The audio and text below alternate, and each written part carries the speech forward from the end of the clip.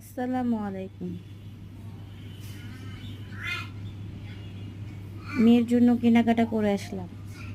Eid market কেমন হয়েছে? মেয়ে বড় হয়েছে, টেনশনও বাড়ছে। মেয়ের জন্য এখন কাপড় কেনাকাটা মার্কেট থেকে নিয়ে এসে আপনাদের সাথে ভিডিও শেয়ার করে আপনাদের দেখালাম। যদি ভালো লেগে থাকে আমার ভিডিওটি শেয়ার করবেন, কমেন্ট করবেন। ধন্যবাদ আপনাদেরকে।